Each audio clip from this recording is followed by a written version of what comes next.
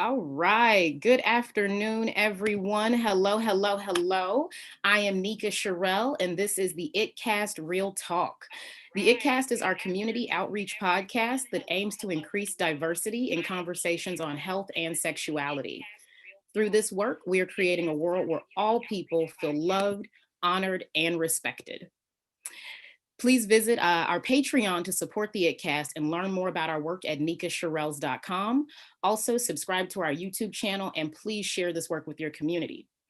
Trigger warning, this episode does contain some sexual content around sexual assault, so please be mindful as you are listening. And this week's topic is Real Talk on Intimacy Justice. Today in the booth, we have Jackie Rotman. Jackie is the founder and CEO for the Center for Intimacy Justice, a social change organization committed to equity and well-being in people's intimate lives. Currently, the Center for Intimacy Justice is working to establish more equal tech policies to allow ads for sexual health for women and for people with vaginas.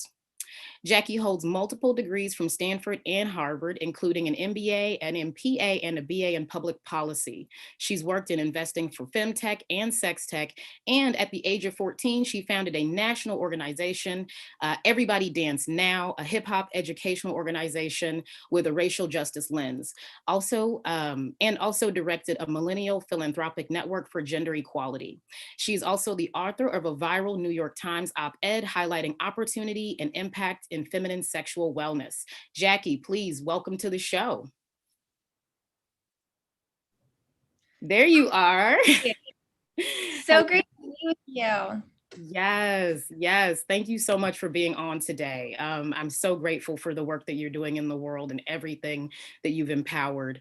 So yeah, let's go ahead and dive in. Could you tell the audience a little bit about yourself, your personal background, and give us a snapshot of who you are? Beautiful. And I was, as I shared before, I've loved getting to know you in our prep. You're such a light and an inspiring businesswoman and podcast host and entrepreneur and artist. So really looking forward to this dialogue today. And we've decided we're going to be friends forever. We already are. Yeah. Yeah. And would love to share some of my background. Thank you for reading the bio. I think I'll start with, I grew up in Southern California in Santa Barbara. I got involved with social entrepreneurship at a young age. I started an organization to provide free dance classes for young people when I was a teenager. But it's been in the last 5 years that I've been really passionate about intimacy and sexuality and how we can create a better world in those areas, one that's just more positive. And I credit part of my interest in this space to my dad, actually. I had a lot of families, you don't talk about sex and it's really uncomfortable, or, you inherit a lot of negative messages. And I had a dad who actually, for multiple generations, since at least my grandfather, would give a talk to their sons if, their son started dating a woman, and make sure that they dispelled myths about the female orgasm. And they talked to my brother and my father when he was a teenager about the clitoris, and making sure that although Hollywood makes it look like sex is all about intercourse, that there's this thing called a clitoris, and really talking about female pleasure. And so my dad gave me that talk when I was 19, not the sex talk, but like the female pleasure talk, just, dispelling some of the common myths in our society. And I just thought he was quirky, didn't think that much about it. And then when I was in grad school, my first year at Harvard Kennedy School, I started to share about, I shared some of the stories about him in a class about leadership that was unusually open, and just had this response from people all over the world, from India, or, military families in the South, or, a bunch of people that were like, I wish I had your dad. And can I talk to you about this challenge I'm having in my family around, my daughter and her, her sexuality? And started to realize there's so much opportunity for impact and connection in this field, and started to want to work in female sexuality. And I'm going to try to speed up my story a little bit because I get excited talking to you. And um, No, going no into a lot worries. of detail. But it was actually so unrelated to talking about that openly in a class. About a couple weeks after I started to think about wanting to work in business around female pleasure, I had a really traumatic experience where I was sexually assaulted by a Harvard law student just a few weeks before he graduated, and was faced with, how do I want to report this? And difficult questions. I was really lied to intentionally by Harvard deans, female ones that just didn't want it to be reported and wanted to make his life, as smooth as they could, even if it meant lying to me about the school's policies. And so it was incredibly traumatic and difficult. But in the end, I was able to process it in a way that just made me even more passionate about the need to help intimacy be a source of freedom and well-being and joy. And I was really afraid to work in this space because I was worried about being targeted for more harassment or more pain. But ever since I started working on these topics and talking about them, it's such a fulfilling field to work in, and one that there's so much opportunity for growth in. Yes, I love that. First, I got to say, go dad. Like, I thank you. know. Thank you for dads like him. Like, that is so powerful. And, it's really amazing because as someone with a vagina, it's important to know that sexual pleasure is ours too. Like, we get to have and be a part of that conversation. And it's missing. It's missing in the way that general things are marketed to us, as well as things around health and sexuality, and it's easy to get left out of that conversation. So I love that he took a stand for you at such a young age to like own yourself, like have that power. That's huge. Yeah, it's so interesting. There's a study about how you ask people of different genders how sexually satisfied they are, and they give similar rankings and similar numbers, saying, yeah, I'm satisfied. But then when you ask what that means to them, like what a 9 means, that it's very common that, people with penises are like, I'm having orgasms every time and it's really great. And that's what sexuality means, pleasure means to me, or satisfaction.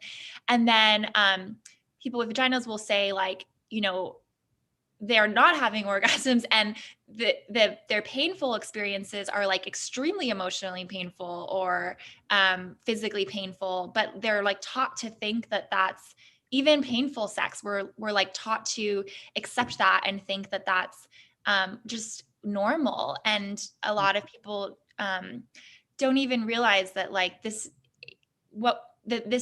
we are entitled to well-being as well. But society often tells us that, depending on who you are and what your identity is, like the amount of well-being you're entitled to differs, when really it should be something that is equal for people. Yeah, that's huge. That's huge. I love what you said about even painful sex, or the pain around sexuality is very normalized for women. I think about things in our culture like negging, and like, the ways in which people flirt where they put you down. And like, there's all these things where it's like, oh, no, no, that's normal. He's teasing you because he likes you.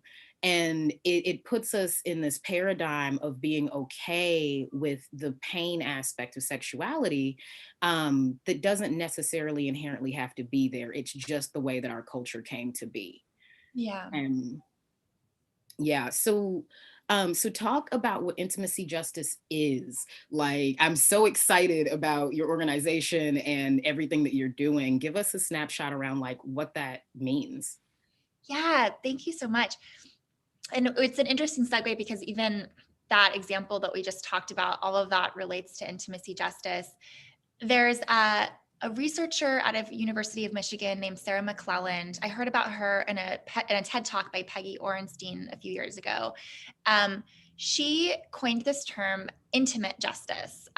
We say intimacy justice, but a lot of our thinking came from hers on what this means. And she looks at, how people's social and political identities impact intimacy, and how there is inequity in intimacy. And she really defines what she calls intimate justice as freedom to experience freedom from sexual harm, pain, victimization, but also freedom to experience well-being and satisfaction in the intimate areas of our lives. So she finds a lot of examples of how, not only based on gender and sex, but also based on sexual identity, there's really just, a lot of differences in what people feel they're entitled to around well-being and in how they're supported in our society.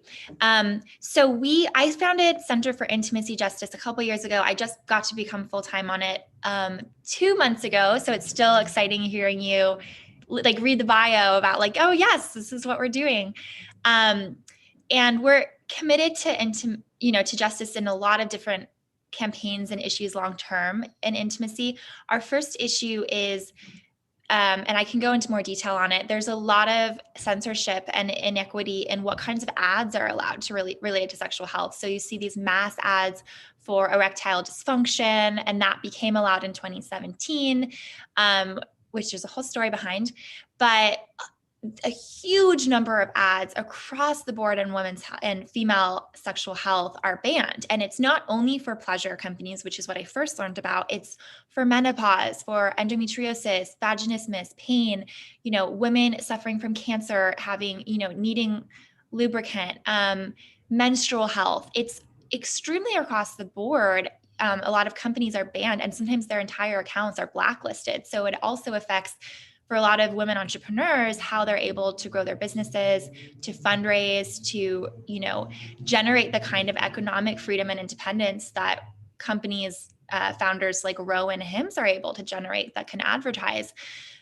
So people in the industry have been aware of this issue for many years, and no one's been able to crack it. And we're trying to try new strategies and unite the field to take on Facebook and potentially Google to change tech ad policies once and for all to allow female sexual health in the way that is already allowed for male sexual health ads. Yes, I love that. I love that. And I love the way that you framed it. I was having a conversation with someone before we got, just to let them know about the podcast. And one of the things that came up is well, what's actually missing?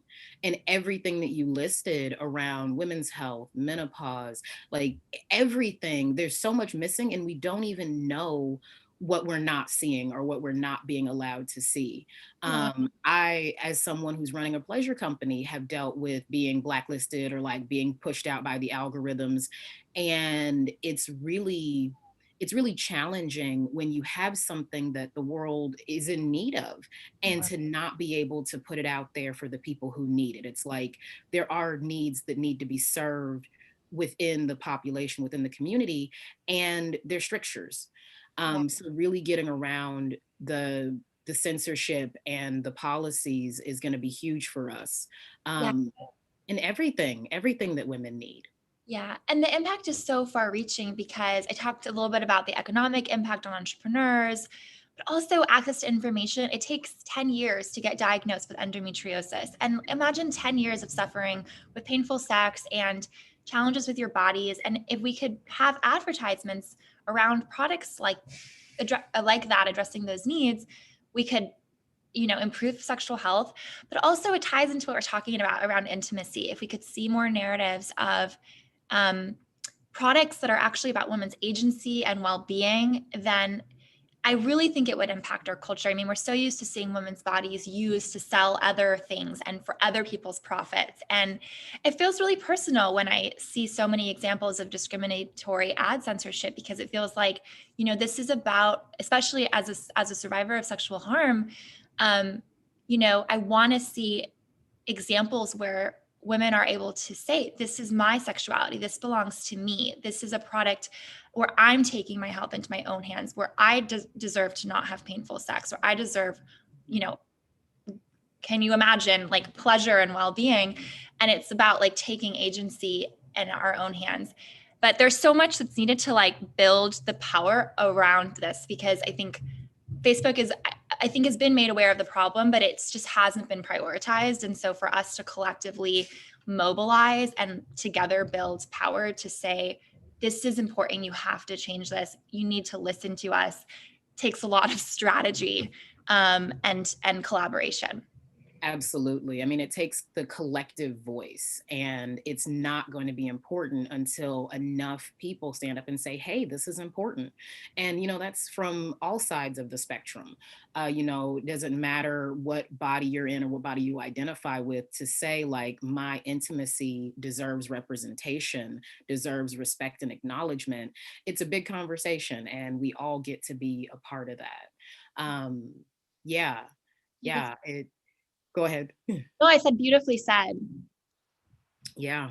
And I think about, not just the male female dynamic, but there's so much going on in the realm of trans lives, and, just people just being part of the LGBTQ community. I see where, like, I get missed, or I'm not visible unless I'm going to some of the, like, I don't want to say, but like seedier places of the internet. And I'm like, oh, look, that's where I can find myself represented.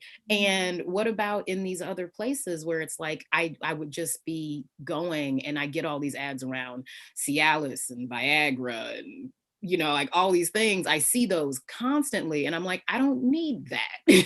That's not necessarily for me. So I love that. I love that. Can you talk a bit about the power dynamics that relate to intimacy? I think I'd love to hear some of that. Yeah, go ahead. Yeah, and it's interesting too because, hearing you talk about like trans issues and other aspects, I feel like, every person you ask would say something different about power and intimacy based on our own experiences and our own lived expertise. And so, I'm speaking as like a cisgender white woman who I can tell you like things that piss me off. And also there's so many other experiences um, that like deserve voice and acknowledgement, around so many others that I don't have the lived experience to talk about, but can listen to as hopefully an ally and support. Yeah, I think in terms of power and intimacy, what to say? I mean, we've talked about how our systems and like policies and technology perpetuate, you know, who's in power in terms of who's allowed to advertise. Yeah, and I think too, I know for me after I was assaulted, I became a lot more aware of, even in my consensual relationships, like power imbalances. Like it's so common that you know, like women will, that there's like not reciprocity and like oral sex, or these huge, discrepancies, or um, or like women don't expect pleasure, or they're like tolerating painful sex and not telling their partner. And so I feel like those are almost microaggressions in intimacy, or just like small things where, but I think for me, when I was more sensitive to them and when I was also healing from this trauma, it felt a little bit dehumanizing every time, where you're like, I'm just less valued than you. And when I was more sensitive to it, I think those kinds of power imbalances meant something to me. But there's so many more. And there's, I mean, in terms of like violence against certain sexual identities, or there's so many other issues besides the ones that I'm speaking to from personal experience, that I want there to be more compassion and listening to. Yeah, that's What do you huge. think about that? About Yeah, power and intimacy? Like, what would you say about what that means to you? yeah, I love it. What I really got from your share is that it's the water we swim in. Mhm. It's a part of our paradigm already. Looking at the cis heteronormative context of patriarchy, and Right. like it affects everything. So of course it's going to affect our intimate relationships, our like everything. Yeah. And I think back to the conversations around, like, there must be something wrong with you, like as a woman. It's like, oh, you're not able to have an orgasm, let's fix you. And Yeah. like there are surgeries and there are all these things, and it's like it's a paradigm that we haven't broken away from or gotten out of, and I think we're just now starting to see it, which is hugely, hugely empowering, to just be able to say, like, hey, actually, like, my sexuality has been dictated by patriarchy. Mhm. Like, that's that's what it is. It's that deep. Yeah. Um, Yeah. and because we Goes back swim, so go ahead. Yeah. No, go no, ahead. go ahead. Yeah. Oh no, sorry, I got excited. I didn't mean to interrupt you. Please finish. Because it's the water we swim in, it's hard to notice. It's completely invisible to us. Yeah, Yeah. totally. Yeah. And it goes back so many generations. I took this like tantra class, and some of the practices were just connecting me to like, like women were burned at the stake hundreds of years ago because of being deviant and being seen as sexual, or some researchers say that the clitoris was seen as like a sign that someone was a witch, like you had to like find this mark, but some people say that was the clitoris. And yeah, it's just, I feel like in history, there's like the silencing of our sexual power, but it's because we're so powerful that like, of course people need to silence it. Like when you tap into your sexual power and pleasure, it's like, oh my God, like Yes. of course society is silencing it. And so I feel like it unconsciously seeps into our tech policies and our culture. People are asleep and sort of silently creating these biases where algorithms are one place that it shows up, but it goes deep. And I really think that there was this intentional desire to like silence certain groups and silence the feminine and others, because like actually we're so powerful. Oh yeah. Oh yeah. Catch me on like the first or third day of my period, and whoo, I'm unstoppable. You do not want to mess with me then. Yeah, that's so funny. Oh, I love it. So you've talked a little bit about restorative justice around sexual harm, and I think that there's also some stuff that we could get into around like really what does that look like, and how do we shift that conversation as well? Mhm. Yeah. It's so like broken how we as a society respond to sexual harm right now. In that there most people never report it, which I completely respect, because the processes of reporting sexual harm are so re-traumatizing. Like they usually cause more harm and more victimization than support or healing. It's People are so commonly not believed, and this is often a crime that is really hard to prove. It's like this person said this person said this, um, and so it's very rare that there's accountability, and also accountability and like punishment are not the same thing. Like, so I'm not gonna. It is very rare that somebody that has raped somebody like goes to is a prosecuted against in the first place and b found responsible. But also that's not even accountability, because our criminal justice system or punishment system, I'm not going to call it a justice system, like uh, incentivizes never taking responsibility and never being able to apologize, even if somebody wants to. You just can't do that in our system, where an acknowledgement of harm is like straight away really hurts you. And so actually, before I had experienced sexual assault, I got exposed to restorative justice in a visit that I did in San Quentin prison, which I thought was going to be so like culturally. I thought this event, I had different expectations for what this event was going to be like, that was inside of San Quentin. And it ended up being this powerful, transformative experience that was talking about healing and restoration. And I started to learn from people who had a good friend of mine who had killed someone as a teenager, and really gone through a lot of processes of accountability while he was in prison and healing. And now he's doing amazing work to reduce violence in Oakland and nationally, facilitating restorative justice. And so when I experienced sexual assault at Harvard, I was right away wanting to do something different. I felt like if I just reported it through Title IX, that it would only make the person further defend himself and not actually realize what he'd done. It wasn't going to make him learn about consent. And I also knew that the police would never believe me, because the ways that I responded to the trauma, which are very normal trauma responses, like for someone that doesn't understand trauma, it looks like they would like misunderstand me, like sending a text message afterward as a sign that I hadn't been harmed, when actually that's a very normal trauma response to like stay in communication and try to normalize it. So, gosh, my answers are really long with you, Nika. I think I just like opening up so much with you, but I need to be a little more concise. No, this is phenomenal. This is phenomenal. And I loved so much of what you said. First off, criminal punishment system is really Yeah. what we have. Like that, it's so legitimate. And we don't have these processes for accountability. You, sorry, I'm excited about everything that you shared. So I just got a little like, oh, but we don't have these processes. And when it comes to accountability, it's like, creating consent and creating consent consciousness is not a one conversation deal.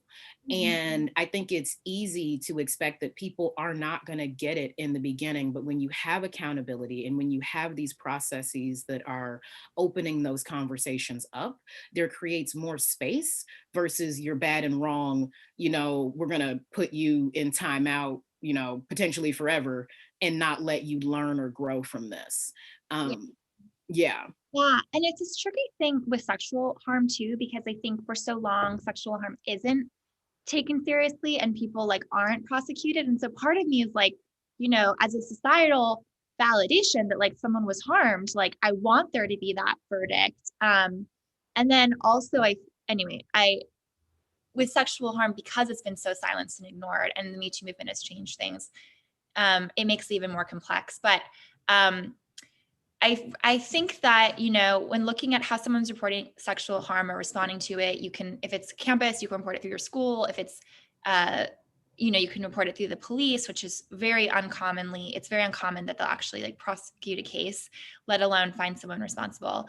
But there's not a lot of other alternatives. And I think restorative justice, which is a different approach you can only really have a restorative justice process that involves someone who caused harm with the person who was harmed if it starts with the person who caused harm actually acknowledging what they did. And you can create confidentiality measures to do that. It's very complicated because of the system that we have and the risks of actually acknowledging harm. So you have to make that safe and possible.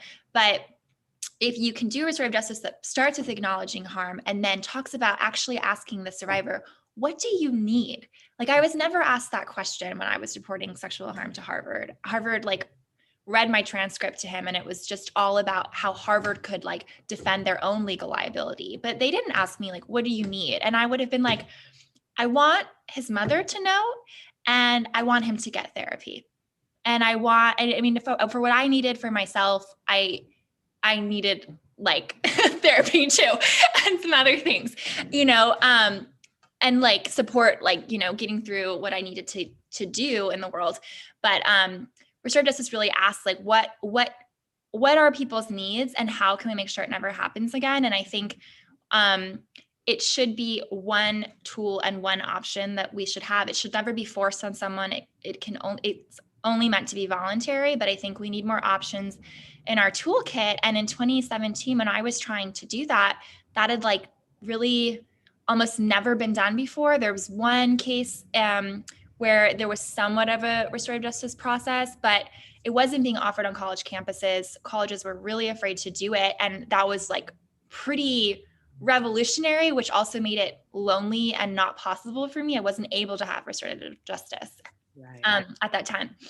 But 5 years later, like University of Michigan alone had 30 processes for restorative justice specifically for like penetration, like for rape, a couple years ago. And we're starting to see things change to make it in some ways more available on certain college campuses. That's beautiful. And I love that it's starting somewhere, and it's starting where there can be processes for accountability.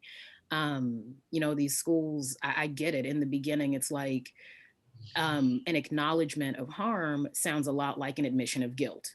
And when you're in the punishment system, that's what it is. And like, no one wants to be in trouble, but it's not about being in trouble. It's about healing and like creating that context where further harm is not caused. So what can we put in, like just knowing what we can put in to continue to move in that direction. Yeah. I'm someone like I'm going to say this. No. I'm a survivor of sexual assault, and I did not report. And I didn't report because of everything that you're saying. You know, it's like, if I report, I'm going to be re-traumatized. I'm going to have to tell the story. It's going to be a lonely process. And it's often pitted where it's like, it's in opposing sides, us versus them, or me versus whomever. And when it's like that, it's not the two of us actually coming together to create healing as the future continues to move forward. So I think that our system is definitely set up to put us at odds. And that's one of the breakdowns, one of the Yeah, huge breakdowns. definitely. And it's so powerful that you shared that. And I'm so sorry that that happened to you. And it's just the pain and the commonness and what you're doing with this community and podcast and all that you do in the world around, well-being and reducing shame is so powerful. Yeah. So I honor everything you said about these needs. And I also recognize that, sometimes even if somebody wants a restorative process, the other person isn't in a place to offer it, or sometimes we have to find healing on our own and it can feel lonely.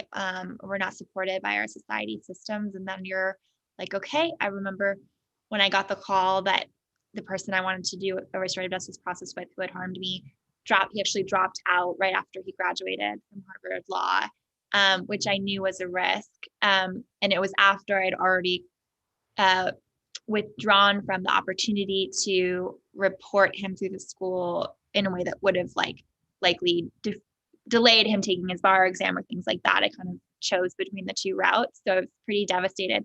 And it was like, okay, I guess I'm going to have to heal independently of any kind of societal structure that would support me on this, or, trying to reach a place of understanding with him, why did you do this? And and then you're sort of on your own journey. But I think, you and I talked about emotional transmutation in one of our prep calls, and how you, I really, and I've been doing this a lot during graduation month right now. I keep writing all this creative writing, love letters to graduates that have survived, especially all of the racial issues and trauma this past year, and all that college students and survivors are going through.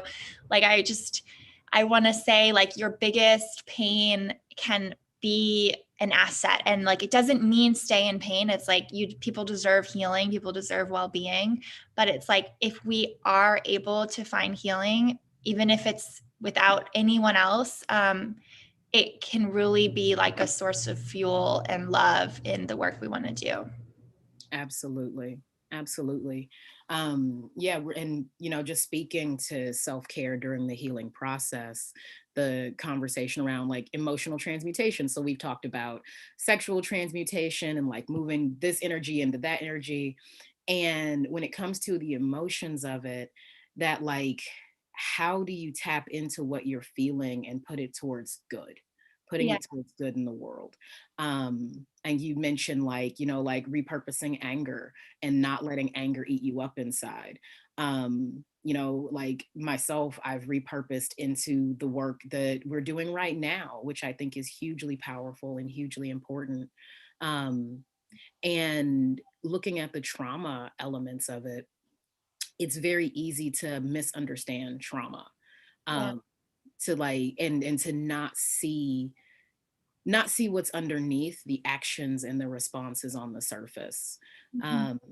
So yeah, would you like to speak more about transmuting that energy, or self-care in the process of healing and what that looks like? Yeah, definitely.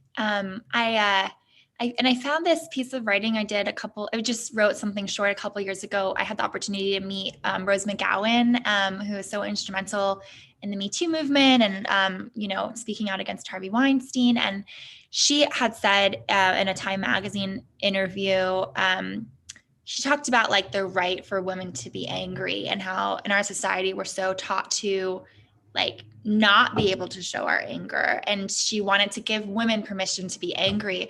And that resonated so much with me in 2019. I remember I asked her about it when I got to like moderate a small conversation with her, and I wrote about it afterward. And then I read it in like 2020 or probably a year and a half later. And I was like, yes, I have the right to be angry. I also have the right to be healed. Like I really need at that time to say I can be angry, but also like, I also deserve to like have well-being and healing. And I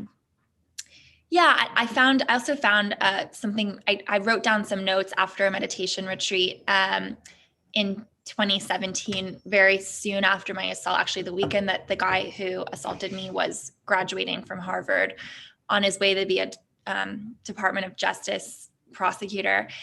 And somebody had said to me, like, there's a difference between like anger in your heart. If you keep anger in your heart, you're going to become like the people you're angry at. But if you can have it in your like throat and you can have it be fuel and you can actually like use it in a way that like, I don't get overwhelmed and have to like curl up in a fetal position like I used to. Like I feel angry and I'm able to like channel it, but not have to suffer. And like, anyway, you don't have to be like an activist that's like constantly suffering. Like we deserve well-being. But I think for how to like transmute it, it goes to show what a need there is across class and across people's socioeconomic conditions for like access to therapy, access to healing, access to like different modalities that help you move that through. But I feel like I'm in a place where, I get really angry when I read some of these Facebook ads that are censored, and it feels personal because it's like I just saw some pictures a couple weeks ago of Facebook censoring ads about consent education in like India, and censoring ads about people who have gone through an accident and become now they have a physical disability and they're trying to relearn intimacy. Like they're censoring all that, and it feels personal. And I have to like go to the water and put my feet in the sand and have a longer walk than usual to just like feel nurtured. And then it's like I get to take all the things and all the stuff that happened to me and all the unresolved like betrayal by Harvard and have it be empathy for people who are mistreated because of their identities, and have it be something that, okay, I didn't get accountability with the guy who hurt me. I didn't get accountability from Harvard that like I feel broke a bunch of laws, but like I'm going to work on this issue of Facebook ad discrimination, which is honestly like way harder to solve than all of that. And like if we can change a global corporation for their policy around like advertising that they're saying relates to sex, like that's definitely harder. But all of my like everything that I've had to heal, and I don't say everything that I'm angry about, I say like everything that I've had to heal is a source of fuel in this work. Yes, absolutely. Absolutely. And I love what you were saying, like you have the right to heal. Yes, you have the right to be angry and you have the right to heal. And I'm flashing back a little bit, but looking at the conversation with this guy who from Harvard, it's like there's always this conversation of don't ruin his life. Like, oh, this happened, don't ruin his life. But it's like it's not about that. It's about healing on all sides. And we can create conversations where we can heal on all sides if we're willing to be in conversation about it. I love that. You're saying it's like it can be transformative for the person who hurt you as well. Yeah. And that's what it's so beautiful. Yeah, I feel like there's probably so much like wisdom and depth beneath what you're saying too around like that. There's you hear stories of people where they've caused harm and it's healing to be able to work through it. And we really don't have a lot of stories post Me Too of people who caused the harm and are talking about it because it's not something that our legal system really makes possible or incentivizes. But there's a quotation I love by this Indigenous activist and a collective that she was a part of named Lilla Watson. And she says, if you've come here to, I'm probably not saying the exact words, but she says, if you come here to help me, then you're wasting your time. But if you've come because you recognize that your liberation is bound up with mine, then let's work together.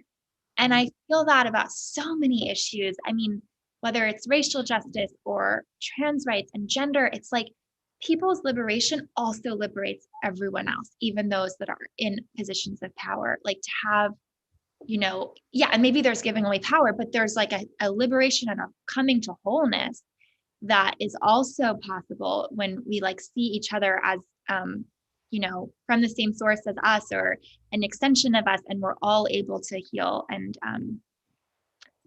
transmute. Yeah. Is there anything you want to say on that? I love that you brought liberation into the conversation, because like that is what it is. That's how we get from where we are now to where we are in the future. And our system promotes secrecy. Like punishment promotes secrecy, promotes no one actually being able to talk about it. Yeah. It's going back to this, like punishment promotes secrecy, no one being able to talk about it. And like I understand if you've done something that can put you in prison, like you're not going to apologize for it. Like, there's not really safe ways to do it. And actually, besides this experience, I had another experience with somebody doing really harmful acts in a professional context against against an organization. And it's been a very long process to investigate his actions. It wasn't related to sexual assault. It was other like business actions that were problematic. And like, he can't, he hurt a lot of people, and he hurt a lot of people that were his friends. And he can't sit in a circle with us and say, I'm sorry, and say like, I'm sorry you lost your job because of my actions. I'm sorry that like all of your relationships are fractured because of my actions and my dishonesty. He can never say that. He can never talk to us because, his actions can get him in a lot of trouble. And so you're left again trying to like repair the actions of somebody's acts in a system that really doesn't enable it. The fact that like you can't admit harm without legal risk, if it's something, that problematic, it really holds us back. I actually, although we're focusing fully on ad equality at CIJ, one of the areas I'm interested in is, in order to make restorative justice more scalable, you need to be able to have containers where somebody can admit to harm and engage in that part of acknowledging harm, without don't take away the option for somebody to like report them to, through our other criminal channels. But if you can make what's said in a restorative justice process not be able to be used in those channels, like just use the evidence that you would have had without restorative justice, if you can make it actually confidential to engage in restorative justice, it would really help people have access to engage in restorative justice who want to, where currently maybe the person that caused them won't participate because it's too risky. And so that's like a difficult problem to crack. And there's a couple ways to a couple policy approaches to try to do that. That's one area that's like a legal policy issue we'd like to work on for CIJ. Some people are doing like MOUs, memorandums of understanding, with the local district attorney to say like, we won't use this evidence. But there's a really badass paper that this woman, I forget which law school she's out of, but she said we should create a federal evidentiary standard that says if you participate in restorative justice, you can start it with being accredited at like a university, because that's one place, although you could see it extending. Like, make a federal evidentiary standard that says we won't use that that can't be used as additional evidence. You can still have a trial for the other issues, but that is like confidential. And, she says, we have other instances where we keep that confidential, whether it's like plea bargains, or there's certain times where somebody will try to get information, and not hold it against somebody because they're trying to investigate a higher priority case. There's like military sexual assault confidentiality, because in the military in the US, they want to incentivize people being able to get help. So you can like approach to try to get therapy and help and resources without it like automatically making somebody be prosecuted against. So we have all these other instances where we do it, but I think to give access to that type of justice or healing, we have to be able to get around this issue of it's unsafe for people to engage in certain restorative justice processes right now, but it is solvable. It just takes a lot of creativity and education. and again, like, movement building. Yes. Okay, yeah, we're going in so many cool directions, Nika, with this conversation. We we, have our prep points, but like there's a lot. There is, and there's one more that I'm like super excited about. You shared this in one of our other calls, creating more trauma informed spaces. So like you touched on it earlier about how like there are natural trauma responses that don't look like what our system says it's supposed to look like. So like if you talk to the person, if you don't report right away, the fact that there's statutes and limitations on reporting, like it's clear that these were created in a container where the understanding of trauma and how trauma works was completely devoid. And so I would love to hear you talk a bit about like what does that look like? How can we begin creating this? Yeah, that was so well said. Yeah, you have like so much like yeah, you say things so powerfully because like I know you like on a very personal level like care. Yeah. Yeah. We as a society are so illiterate when it comes to trauma. Like we're never taught. I was never taught about trauma. And I like worked in women's rights and I like was learned about other social justice issues, but nobody ever taught me, you might think that like someone's going to respond to rape this way, but actually it's very common that you stay in contact. Actually, it's very common that you don't report. Actually, it's very common that you try to convince yourself it didn't happen and you engage in behaviors to normalize it. And it takes you a really long time to report it if you decide to report it. Like people think you're supposed to just like get up and like totally immediately understood what happened, even if it was someone that maybe was an intimate partner or a friend or someone, which usually is someone you think you're supposed to like report it to the police the next day. And like, no, that's not what the experience is like after trauma. And I want us to have a more compassionate society and a smart society that like if we understand how trauma actually affects people neurologically, we can create much better policies. A lot of like my experience on it relates to like more trauma informed classrooms and educational systems, but also, we need more trauma understanding in medicine. Like if someone comes in and they're reporting trauma and maybe you're the first person, like the first thing that somebody says to you, the first time you share with someone that you've experienced something traumatic, like really affects your response. Like when a school betrays you, studies show that it really lengthens your PTSD symptoms and exacerbates them. So, even outside of education, whether it's your workplace, medicine, et cetera, we need to be able to be more literate. I had a couple of like particularly memorable experiences in grad school where like people that, you should have been able to trust, people that were in positions that really impacted you, didn't understand about trauma and caused harm. And they were usually well-intentioned. Like people want to be able to be allies. Like people want to support their partner that's experienced trauma and help them through it. People want to be a good friend. People like my best friend after I was assaulted, we didn't speak for 6 months because of what he said to me. Well-intentioned, but like really hurt me. Like he doesn't want that. I don't want that. So again, to the point of like liberation for all of us, it would really like help everyone. But I'll share the couple examples. There was a class I wrote an op-ed about at Stanford that like 90 something percentage students take in the business school. It's an interpersonal dynamics class, and it's very common that people will talk about trauma, but the class didn't have any systems to make that safe for people. They had like facilitators that weren't psychologists, and people would be sharing like really traumatic things. In an instance, I guess I started to run into many students, and like it was this pervasive problem where people would be telling me like how they were re-traumatized in the class. I had a friend that was like engaging in self-harm because of how triggering the class was for her.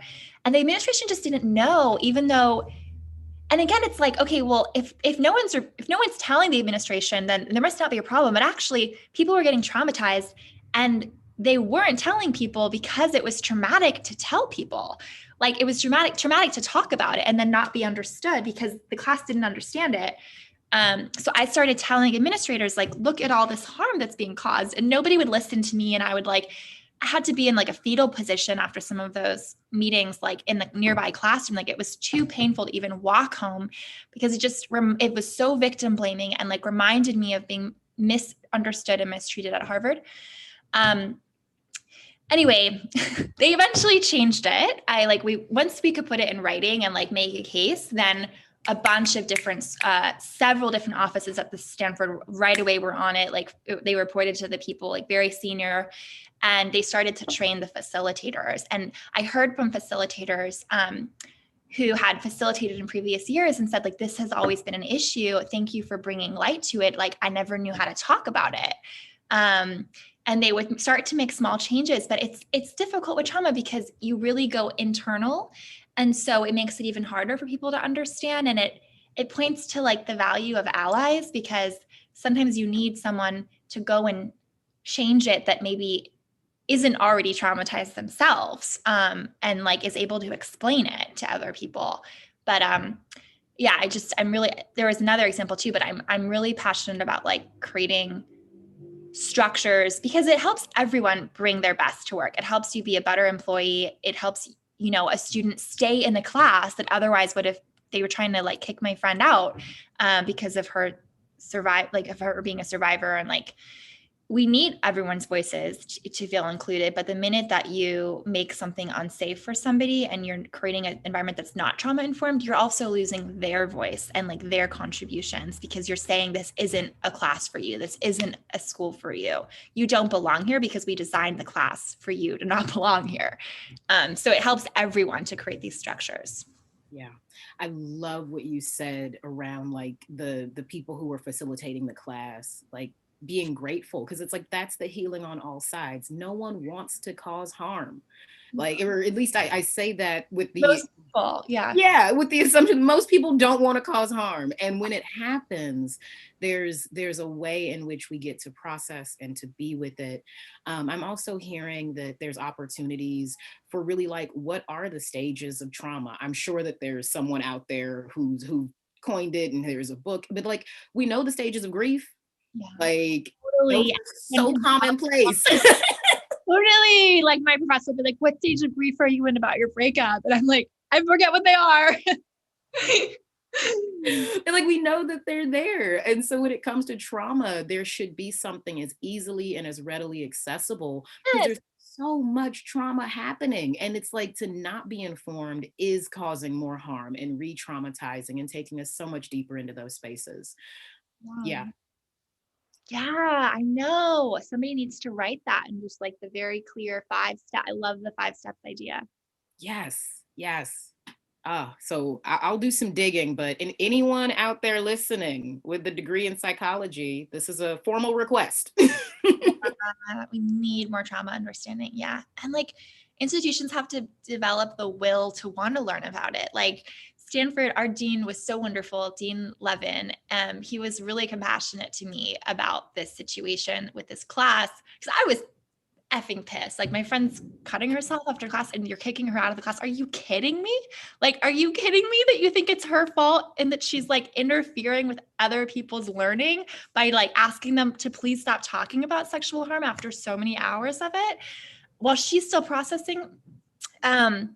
So he was really kind, but he basically was like, this is like cutting edge, like a business, like us as a business school making this class trauma informed. Like he felt like this was like a cutting edge, innovative thing. Like people are only beginning to talk about it when I want it to be like every university should have trauma informed processes. But people have to like realize that is a need.